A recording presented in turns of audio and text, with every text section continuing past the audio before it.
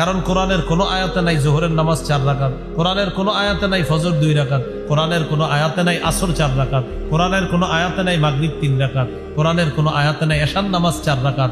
এখন কোরআন গবেষক আপনারা একদিন বলবে ভাই নামাজ 4 রাকাত যে পড়তে হবে এটা জরুরি না, আপনারা বুঝাবে। তখন আপনি তো কোরআনের প্রতি আসক্ত, এখন আপনি বলবেন কেন বললেন গুরুজি এটা? তখন গুরুজি বলবে কোরআনের কোনো আয়াতে নাই ফজর 2 রাকাত, জোহর 4 রাকাত। তখন বলে হ্যাঁ ঠিকই তো বলছেন, ব্যাস আপনারা বেনামাজি বানানোর চেষ্টা করবে। এই জন্য খুব সতর্ক থাকা। ইমান মানি মৌলিক 6টা বিশ্বাস: আল্লাহ, ফেরেশতা, কিতাব, রসুল।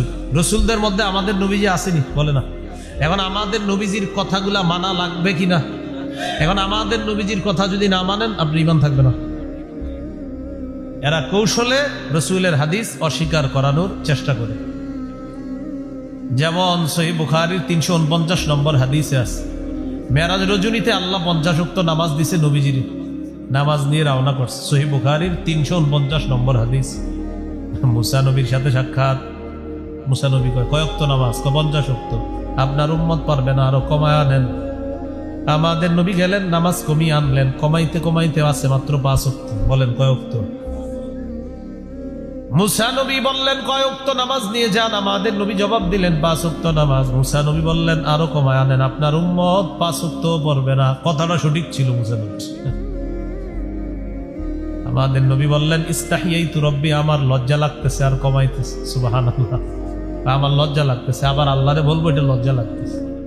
5 ওয়াক্ত নামাজ নিয়ে রওনা করলেন। আল্লাহ তাআলা বললেন হাবিব লা ইউবাদদালুল কওলু লাদাইয়া, আমার কথার কোনো পরিবর্তন হবে না। আপনার উম্মতকে জানায়া দেন 5 ওয়াক্ত নামাজ যদি তারা আদায় করে 5 10 50 ওয়াক্ত নামাজের সওয়াব দান করব।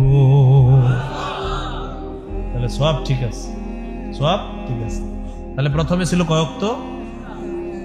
এখন কোরআন গবেষকরা কি বলে জানেন? যারা শুধু কোরআন গবেষণা করে হাদিস মানে না, এরা বলে বুখারীর 349 নম্বর এই হাদিস, এগুলা বুখারী গংরা বানায় ঢুকাইছে। বুখারী গং বুঝছেন নিম্নে আমরা, এটা নাকি আমরা বানাইছি নবীর নামে।